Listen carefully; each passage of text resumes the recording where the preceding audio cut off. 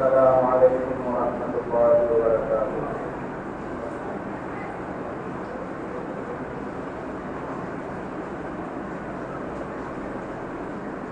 الحمد لله نحمده ونستعينه ونستغفره ونؤمن به ونتوكل عليه ونعوذ بالله من شرور أنفسنا ومن سيئات أعمالنا.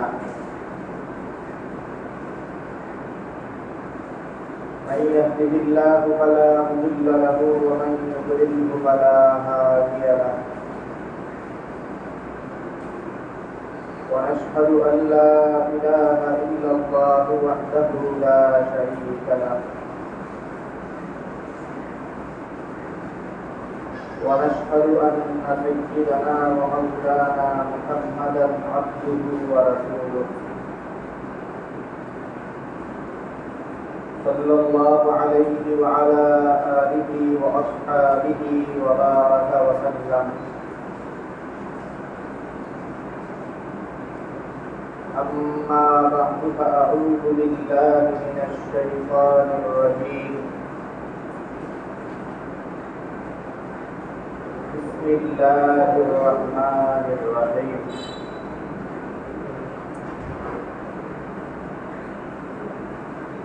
وقد نزل عليكم في الكتاب أن إذا سمعتم آيات الله يكفر بها ويستهزأ بها فلا تقعدوا معهم حتى يخوضوا في حديث غيره إنكم إذا مثلهم إن الله جامع المنافقين والكافرين في جهنم جميعا.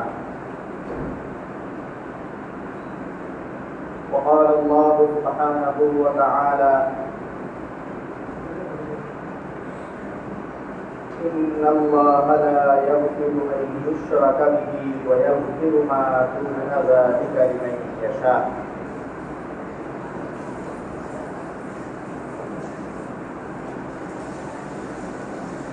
وقال رسول الله صلى الله عليه وسلم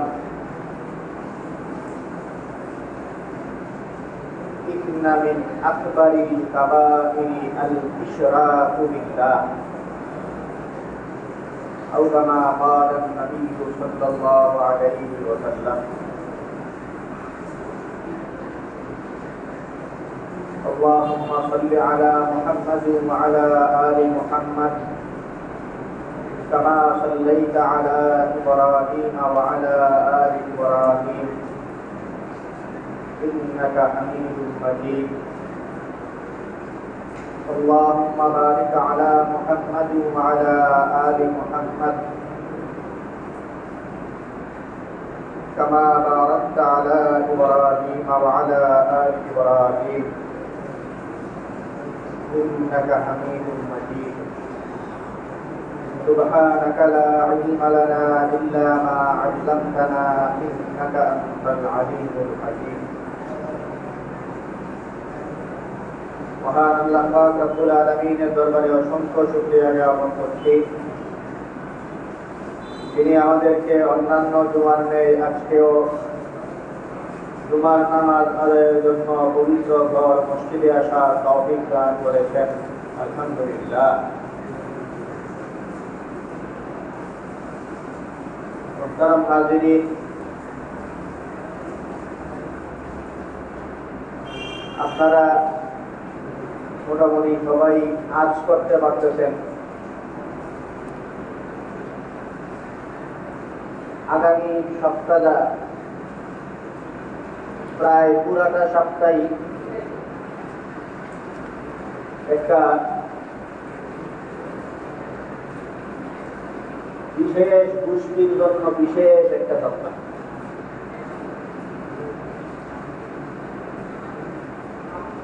আর এক দুই দিন পর থেকেই প্রায় পুরো সপ্তাহব্যাপী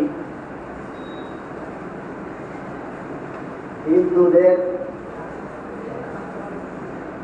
সম্ভবত সবচেয়ে বৃহৎ অনুষ্ঠান আয়োজন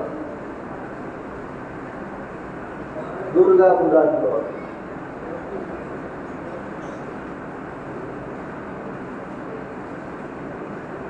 মোটামুটি শুরুতে দিনের মতো বাদ দিয়ে আগে পরে 2 দিন বাদ দিলে প্রায় পুরা সপ্তাহটাই এদের এই উৎসব মুখর একটা সপ্তাহ হিন্দু ধর্মের লোকের।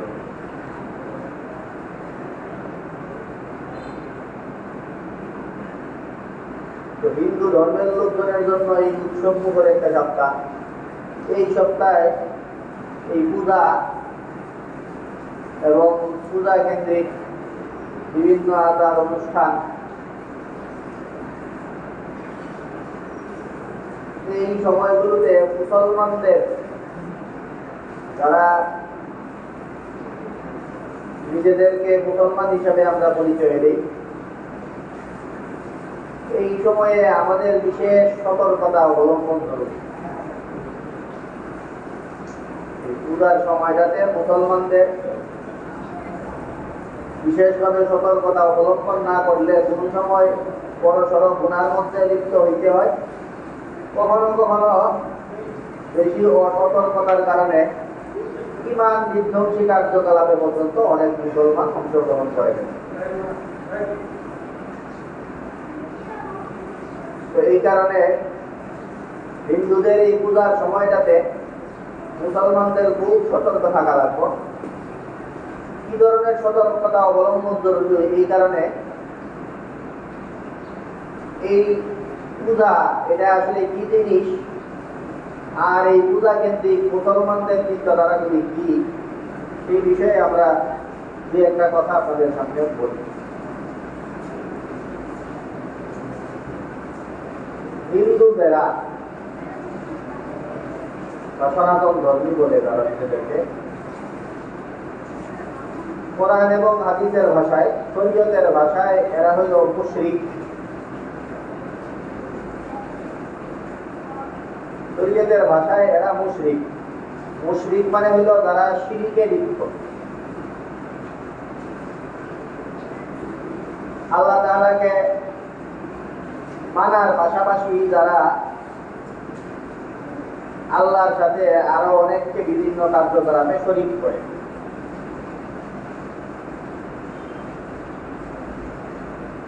তো এই পূজা ইত্যাদি এটা হইল মুশরিকদের একটা কার্যক্রম। আর মুশরিক হইল যারা শিরকে লিপ্ত।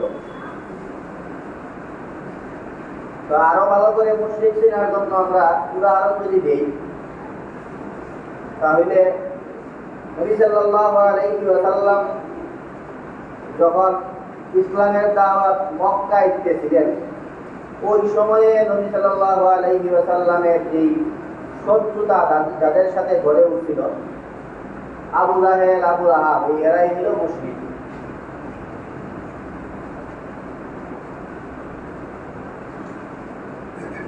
এদের সমস্যা, বড় সমস্যা হইল এরা আল্লাহ তাআলাকে মানে, কিন্তু আল্লাহ তাআলাকে মানলেও আল্লাহ তাআলাকে একটু বেশি মাইনা ফেলায়। বেশি মাইনা ফেলায় কথার অর্থ আছে, এর মানে হইল এরা মনে করে যে সাধারণ সাধারণ কার্যকলাপ এইগুলি আল্লাহর কাজ না। যেমন মনে করে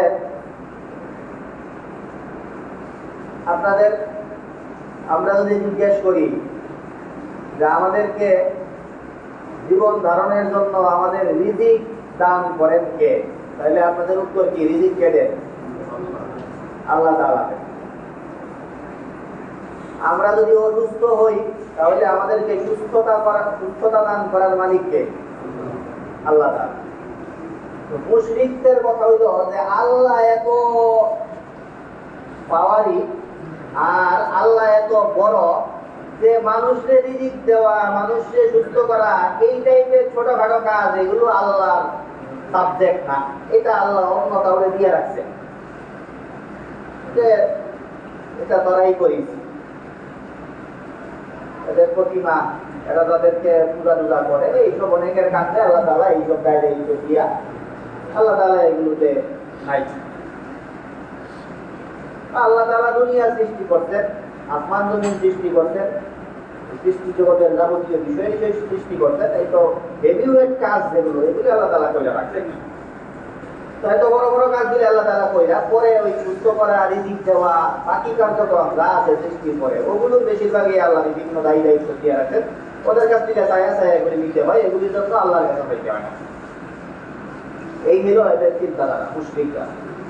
কোরআনে কারিমে এদের ব্যাপারে আল্লাহ তাআলা বলেন, নবী সাল্লাল্লাহু আলাইহি ওয়াসাল্লামকে বলেন যে আপনি যদি এদের জিজ্ঞাসা করেন যে আসমান জমি এগুলি কারা সৃষ্টি করছে, এটা বড় বড় কাজ, এটা আমার স্বীকার করে যে আল্লাহ করেন। ওয়ালা ইন সাআলতাহুম মান খালাকাস সামাওয়াতি ওয়াল আরদা লা ইয়াকুলুন্না আল্লাহ। আপনি যদি এদের জিজ্ঞেস করেন যে আকাশ জমি আর এর মাঝামাঝি সব যাবতীয় বিষয়গুলো এগুলো সৃষ্টি কে করতেন, তখন এরা বলবে আল্লাহ তাআলা করতেন। আর এরা যে বিভিন্ন জিনিসের অর্চনা করে, পূজা করে, এরা বলে যে আল্লাহরে পাওয়ার জন্যই, মা না'বুদুহুম ইল্লা লিইউকাররিবুনা ইলাল্লাহি যুলফা, আমরা আল্লাহ তাআলাকে পাওয়ার জন্যই এগুলো ধারণ করে। এই চিন্তাধারার লোকরা এরা এলো মুশরিক, এরা আল্লাহর সাথে শিরিক করে।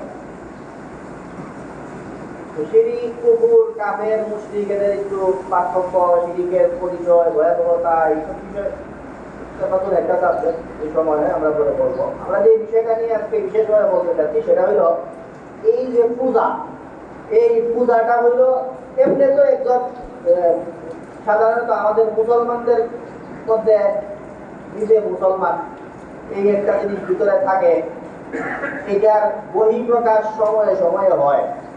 সেটাই হলো মনে করেন এই প্রতিদিন 5 বার নামাজে আসি, এটা হলো নিজেরা যে মুসলমান এটার বহিঃপ্রকাশ ঘটা। বিভিন্ন ইবাদত বন্দেগীতে যে আমরা লিপ্ত হই, হিন্দুরা নিজেরা এমনিতে তো হইল নিজেদের পরিচয়, এরা মুশরিক, এদের পরিচয়। তো এদের এই মুশরিক এই পরিচয়ের বহিঃপ্রকাশটা মুসলমানদের তুলনায় খুব কম হয়, সবসময় না, এতটা দেখা যায় না। আর বৃহৎভাবে এদের এই কার্যকলাপ, এই বহিঃপ্রকাশটা এরা ঘটায়, সেটা হলো বিভিন্ন পূজা অর্চনা ইত্যাদিতে। এর মধ্যে এই দুর্গা পূজা, এটা হলো এদের সর্ববৃহৎ নিজেদের শিরিকের বহিঃপ্রকাশ ঘটানো যায়। তো মুসলমানদের এই শিরিকের সাথে মারাত্মক পর্যায়ের শত্রুতা, এই শিরিকের সাথে শত্রুতা থেকেই মূলত এই ইসলামের উৎপত্তি। ইসলাম যখন নবী সাল্লাল্লাহু আলাইহি ওয়াসাল্লাম যখন ইসলামের দাওয়াত দেন, তখন এটা বন্ধ করার জন্য এই শিরিকের পার্টি যারা মুশরিক, এরাই এটার পিছনে সবচেয়ে বেশি উঠে পড়ে লাগে। কোরআনে কারিমে আল্লাহ তাআলা এই মুশরিকদেরকেই মুসলমানদের বড় শত্রু কারা সেই সিরিয়ালে মুশরিকদের নাম উল্লেখ করে। তার মানে এই পূজা, শিরিক, এটা মুসলমানদের জন্য খুব যন্ত্রণাদায়ক একটা জিনিস, মুসলমানদের কষ্টের কারণ, মুসলমানদের সাথে ঐতিহ্যগত বিরোধ এই শিরিকের। তো এই শিরিক, এইটাই হলো এই পূজাটা, পূজার মধ্যে এই শিরিকেই ঘটে। তো এই জন্য পূজা বা পূজা কেন্দ্রিক যাবতীয় কার্যকলাপ সব কিছুই মুসলমানদের জন্য খুবই যন্ত্রণাদায়ক, কষ্টদায়ক, পীড়াদায়ক একটা কাজ। এই কাজটা যখনই হইত তখন মুসলমানরা, এটা মুসলমানদের জন্য খুব কঠিন একটা সময়। সামনের সপ্তাহটা যেগুলো মুসলমানদের জন্য খুব কঠিন একটা সপ্তাহ। এই সপ্তাহে দেশের, আমাদের এই দেশেও প্রায় বহু মানুষ, হিন্দুদের সংখ্যা খুব একটা কম না, এত মানুষ এই পূজা ইত্যাদি কার্যকলাপ পরিচালনা করে। এমনিতে মুসলমানদের ইসলামী যে চিন্তাধারা, এটা এখন ইসলামের মূল বয়ানগুলি বলে দেওয়া খুব সুন্দর একটা সময় চলতেছে। এই সময়ে ইসলামের মৌলিক বিধানগুলি খুব অকপটে বলাটা সহজ। তো এই জন্য আমরা আপনাদের সামনে বলি যে ইসলাম সব ধর্মের ধর্মীয় স্বাধীনতাকে স্বীকার করে, সব মানুষের ধর্মকে পালন করার স্বীকৃতি দেয়, অনুমতি দেয়। কিন্তু মুসলিম সমাজে অন-ইসলামিক কার্যকলাপ, এগুলোকে ইসলাম এলাও করে না। দুইটা কথা একটু দুই রকম। সব ধর্মের লোকদের ধর্মীয় রীতিনীতি এগুলো তারা নিজেদের ধর্ম পালন করবে, এটার অনুমতি দেয়, এমনকি এটার নিরাপত্তা পর্যন্ত দেয়। এটা হলো একটা দিক। আর একটা দিক হইল ইসলামী মুসলিম সভ্যতায়, ইসলামী সমাজে অন ইসলামিক কোন কার্যকলাপকে ইসলাম এলাও করে। তো এই জন্য এটা খুব সহজে বুঝবেন আপনারা। আমরা যদি মুসলিম ল, ইসলামী আইনের যে কিতাবগুলি আছে ওগুলোর দিকে যদি আপনাদেরকে একটু মাসলা বলি, মাসলা হইল যে শহরে সভ্যতায়, গ্রামগঞ্জ এগুলিতে সাধারণত মুসলমানদের রীতিনীতি এগুলি কম থাকে। ইসলামী অনুশাসন বাস্তবায়নের জন্য কাজী, গভর্নর এদেরকে গ্রামগঞ্জে প্রেরণ করাটা কষ্টসাধ্য হয়। তো গ্রামে বিভিন্ন জিনিস, পূজা মণ্ডপ এগুলি ইত্যাদি যাবতীয় বিষয় এগুলি দেওয়ার বৈধতা ইসলাম স্বীকার করে।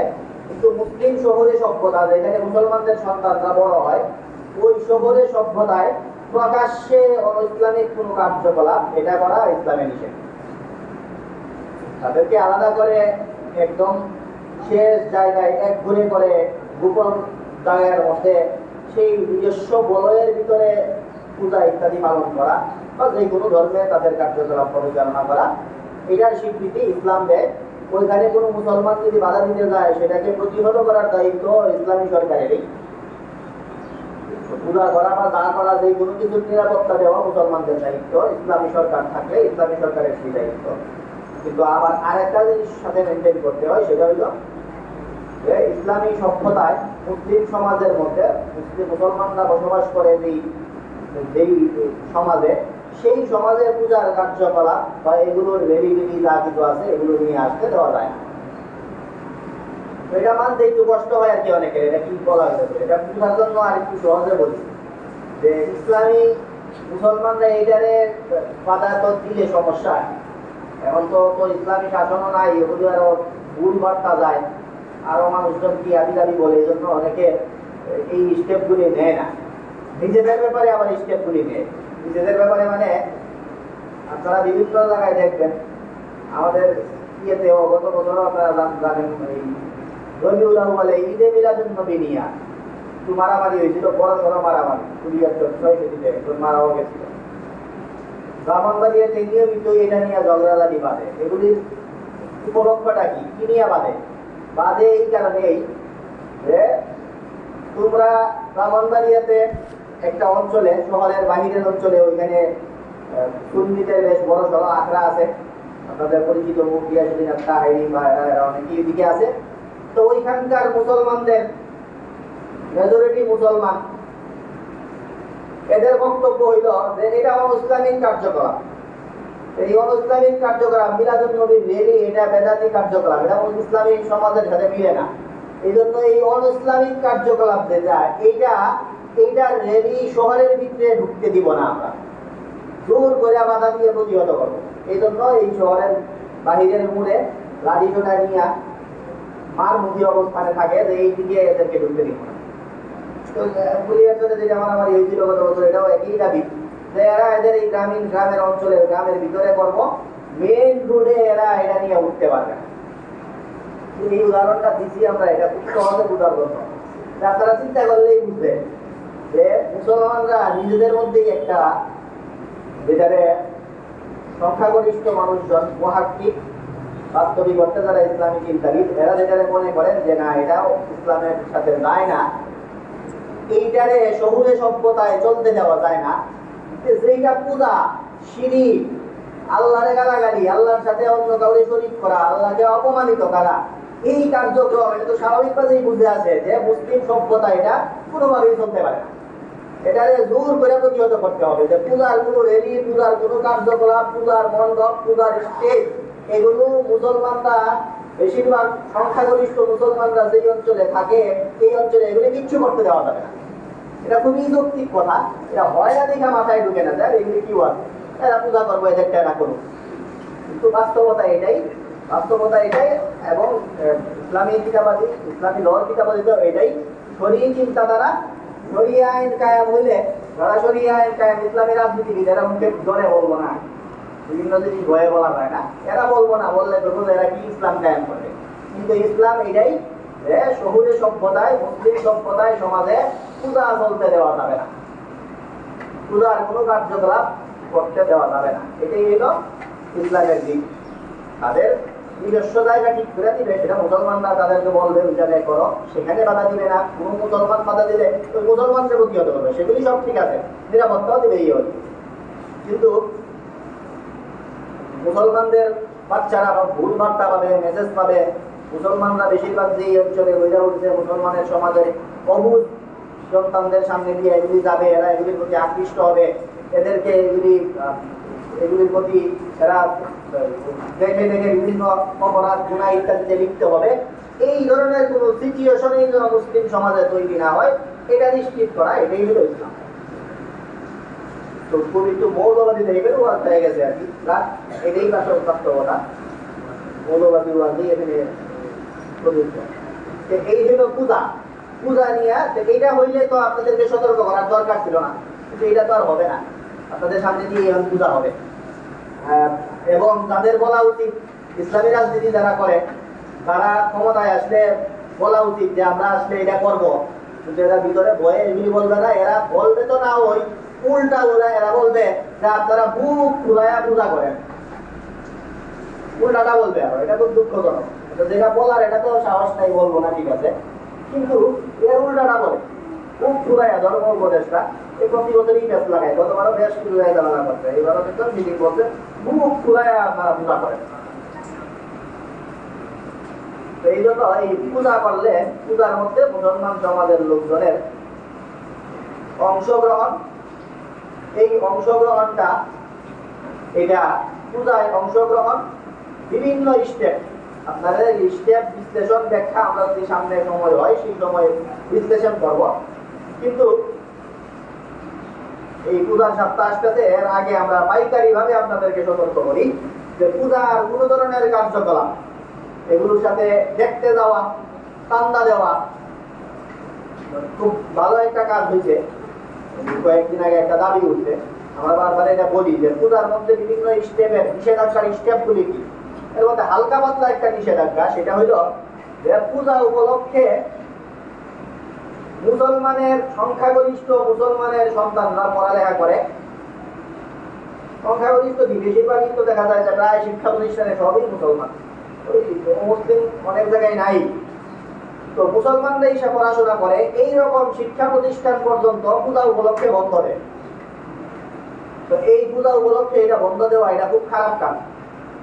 তো আসার কথা হইলো অনেকেই ভালো ভালো কাজগুলি এই আওয়াজ তুলতে পারতেছে, বেশ বছর খানেক যাবত। এর মধ্যে এই 2-4 দিন আগে দেখলাম এই আওয়াজও হচ্ছে যে পূজা উপলক্ষে মাদ্রাসাগুলোকে বন্ধ দিতে, মাদ্রাসায় বন্ধ বাধ্যতামূলক না করা।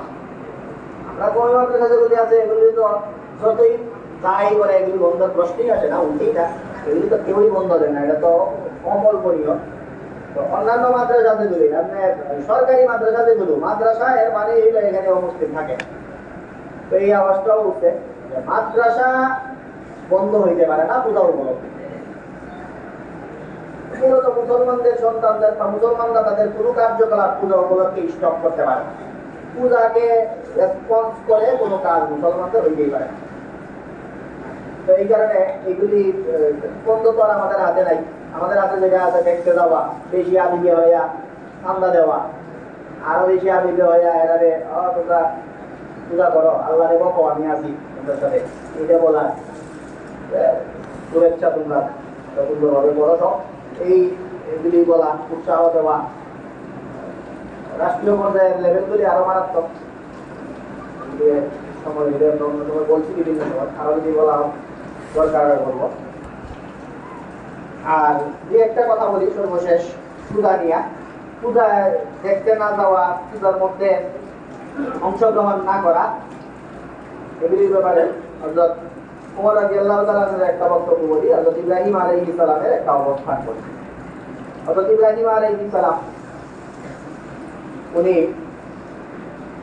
আপনাদের চেয়ে খুব বাজে সিচুয়েশনে আছেন। ইব্রাহিম আলাইহিস সালাম বাজে সিচুয়েশন থেকে মুক্ত হইলেন যখন হিজরত করতেন তখন। ইব্রাহিম আলাইহিস সালাম বাবেল অঞ্চলে ওনার বেড়ে ওঠা, ওখানেই শুরুর দিকের দাওয়াতি কার্যক্রম পরিচালনা করেন। তো একটা পর্যায়ে উনি হিজরত কইরা ফিলিস্তিনে চলে যান। তো ফিলিস্তিনে হিজরত করে চলে যাওয়ার পরে ওইখানে গিয়া নতুন সভ্যতায় মানুষের কাছে দাওয়াতি কার্যক্রম করতেন, নিজে নিজে প্রতিষ্ঠিত হইতেন। সেটা হলো পরবর্তী হিজরতের পরবর্তী স্টেপ। হিজরতের আগে উনি মোটামুটি বেশ কোণঠাসা ছিলেন, ঘরে বাহিরে কোণঠাসা। বাপই ছিল বড় এক মুশরিক। তো ঘরের মধ্যে ঘরের সেই কর্তা সেই বাবাই ছিল মুশরিক। ইব্রাহিম আলাইহিস সালামের বাবা, আপনারা জানেন। আবার ওইখানের যে বাদশা, আপনারা জানেন ইব্রাহিম আলাইহিস সালামের যে ওই সময়ের এই বাদশার কি নাম? নমরুদ। এই নমরুদ ইব্রাহিম আলাইহিস সালামকে আগুনে নিক্ষেপ করছিল। তো নমরুদ বাদশা, ঘরের মধ্যে বাবা, সবাই ওনার বিরোধী। তো বেশ কঠিন সিচুয়েশনে ছিলেন। এই সিচুয়েশনেও ওনারে দাওয়াত দেওয়া হয়েছে যে চলো পূজায় দেখতে যাইবা। তো এই সিচুয়েশনে আপনারা কেউ নাই, তারা সবাই খুব ভালো আছেন, স্বাধীন আছেন। অথচ আমরা মুসলমানদের এই দিন, এই মুসলমানদের যে ধর্ম, সেই মুসলমানদের ধর্মকে যেই দিকে সম্পৃক্ত করা হয় সেটা হলো মিল্লাতে ইব্রাহিম। কোরআনে কারীমে আল্লাহ তাআলা বলেন মিল্লাতা আবিকুম ইব্রাহিম, তোমাদের পিতা ইব্রাহিমের ধর্ম। তো আমাদের পিতা ইব্রাহিমের ধর্ম, সেই ইব্রাহিম আলাইহিস সালামের অবস্থানটা দেখেন। উনি এই কঠিন সিচুয়েশনে যখন ওনারা দাওয়াত দিচ্ছেন, তখনও উনি সুকৌশলে, না করার ক্ষমতা পর্যন্ত নাই, খবর আছে না করলে। তো ওই সময় উনি সুকৌশলে কোরআনে কারীমে আল্লাহ তাআলা উল্লেখ করেন ফানাজারা নাজরাতান ফিন নুজুম ফাকালা ইন্নী সাকিম। উনি আকাশের দিকে, তারাকার দিকে তাকাইছেন, তাকায় করে বলছেন যে ইন্নী সাকিম, আমি অসুস্থ। শরীর ভালো না, অসুস্থ। এটা খুবই ইব্রাহিম আলাইহিস সালামের ব্যাপারে কোরআনে কারীমে আল্লাহ তাআলা বলেন যে উনাকে মারাত্মক লেভেলের তর্কশাস্ত্র আমি শিক্ষা দিছি। ইব্রাহিম আলাইহিস সালাম আল্লাহ বলেন ওয়াতিলকা হুজ্জাতুনা আতাইনাহা ইব্রাহিম আলা কওমি।